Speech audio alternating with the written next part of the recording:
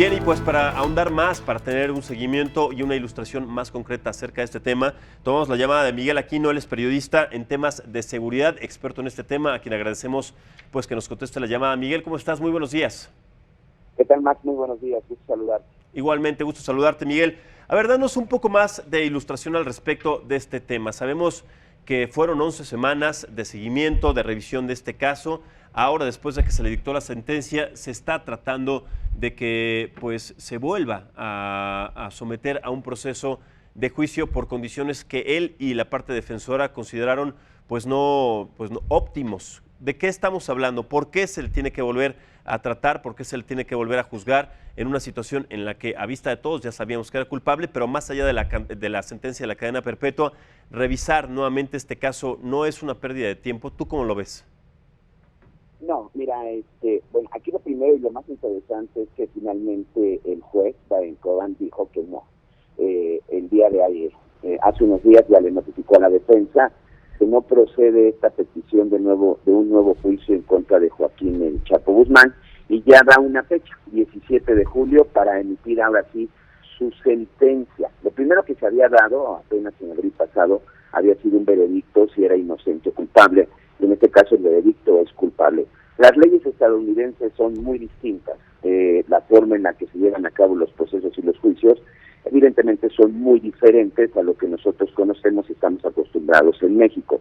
Después de esos 11 meses, de esas 11 semanas, de esos 3 meses, se llevó a cabo este juicio en donde incluso 14 testigos cooperantes, le llaman en los Estados Unidos, estuvieron declarando en contra de Joaquín El Chapo Guzmán, en donde estuvieron ahí ex socios, autoridades, agentes, incluso pues una novia, la famosa Chapodiputada, seguramente la recordarán, pues ya que estuvieron declarando y que se presentan todas estas pruebas, se da el veredicto de culpable.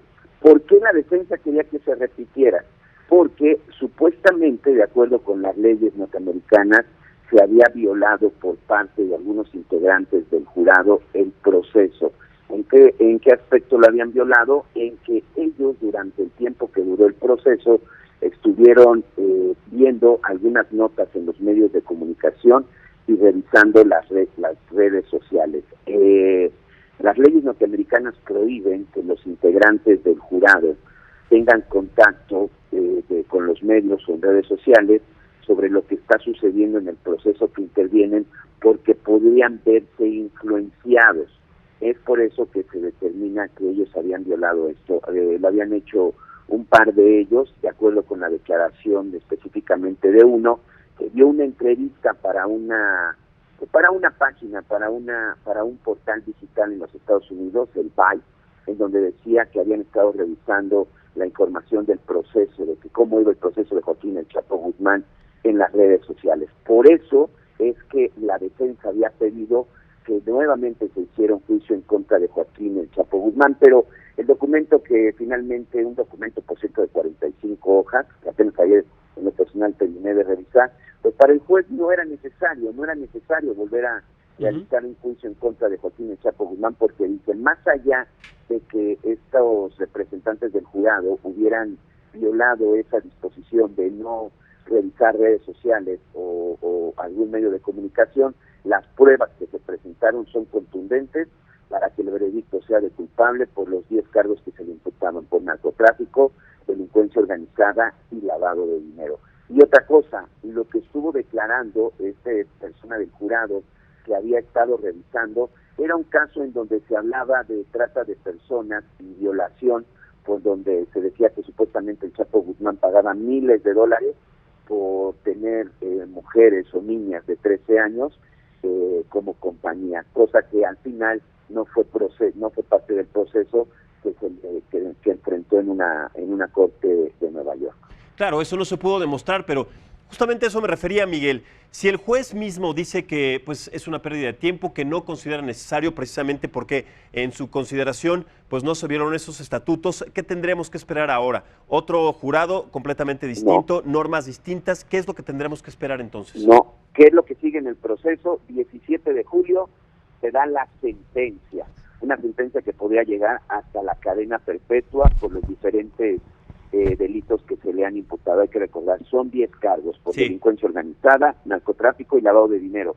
Ya no habrá otro juicio, eso ya lo dejó muy claro el día de ayer este juez, el juez Croban. Sí. Entonces, 17 de julio, esperamos la sentencia, sabremos si Joaquín El Chapo Guzmán recibirá cadena perpetua, un hombre de 72 años, o cuántos años se le dan en prisión, y posteriormente seguramente se dará su traslado a otra cárcel de máxima seguridad. Precisamente en diciembre yo estuve allí en Manhattan, en este penal en donde se encuentra Joaquín El Chapo Guzmán actualmente, que sinceramente me sorprendió porque parece un edificio de departamentos y que está pues literal en el corazón de Manhattan, está muy cerca incluso del puente de Brooklyn, y desde la calle donde está este penal incluso alcanzas a ver el nuevo edificio del World Trade Center, y seguramente después de que se dé su sentencia, pues será enviado a la famosa prisión de Florence en Colorado, esta prisión de máxima seguridad, en donde ya están los sujetos o los criminales sentenciados y que ya deben de estar cumpliendo su condena. Eso es lo que sigue en este caso, y también esperar si la defensa buscará regresarlo a México, situación que veo muy poco probable. Claro, esa sí es improbable, sabemos que va a permanecer en los Estados Unidos, precisamente fue la razón de que se le extraditara no solamente para juzgarlo, sino también para que permaneciera a una cárcel de máxima seguridad. Ahora también, Miguel, se denunció en diferentes lugares y además también de parte de la defensa que las condiciones en las que estaba recluido el Chapo Guzmán no eran las mejores, inclusive decía que estaban violando sus derechos humanos, sus derechos más elementales. ¿Va a cambiar esto después de que se le dicte la sentencia y ya se determine a qué prisión se le va a cambiar? Mientras tanto, ¿qué podemos esperar también acerca de esta condición? Pues mira, este amparo que presentó su defensa era un amparo en donde pedían que él tuviera acceso a comprar artículos en la tienda del penal, situación que le negó ya también el juez. Pedían incluso 2 horas por lo menos para que pudiera salir de su celda y poder salir a un patio, un pequeño patio que incluso está en la parte más alta de este penal, también ya le fue negada. Incluso había pedido tapones para los oídos, porque decía que el ruido que se emitía en las celdas de al lado o en todo el penal en general, pues no le permitían dormir, y que esto evidentemente le estaba trastornando ya la salud, situación que también le fue negada por parte de un juez bajo el argumento de que era considerado un reo de máxima peligrosidad. Entonces, por lo pronto, mientras siga en el penal de Manhattan, en esta prisión también de alta seguridad que se encuentra en Manhattan, va a seguir bajo las mismas condiciones. Cuando lo trasladen a otro penal, que lo más seguro es que sea este penal de Florence en Colorado, que también se le conoce como el Alcatraz de las Rocallosas, y que está en una zona desértica de Colorado, pues creo que ahí las condiciones todavía podrían ser mucho peor. Para que nos demos una idea, algunos de los criminales famosos del penal en donde podría estar recluido Joaquín El Chapo Guzmán, pues está este personaje acusado de haber colocado una bomba también en el World Trade Center en la década de los 90, y también está, por ejemplo, este personaje que fue detenido acusado de haber colocado una bomba en el maratón de Chicago. Entonces, ese tipo de personajes son los que están hoy en espera de una sentencia, uno de ellos incluso con cadena perpetua, otro esperando la pena de muerte, y las condiciones, por lo que yo he podido leer en algunos reportajes también allá en los Estados Unidos, pues dicen que las condiciones son infrahumanas, que significa que podría ser peor de como está actualmente en este penal de Manhattan. Pues vaya condiciones, sí, esto se ha tocado mucho ese tema, se ha dado mucho de qué hablar acerca, sí, precisamente de estas condiciones, y también vaya personajes con los que pues estará compartiendo esta reclusión el capo mexicano pues más famoso. Miguel Aquino, muchísimas gracias por darnos esta ilustración, por darnos esta claridad acerca de este tema. Entonces, el 17 de julio conoceremos finalmente la sentencia definitiva para el capo mexicano y saber también, además, de manera concreta, en qué prisión es que va a estar recluido allá en la Unión Americana.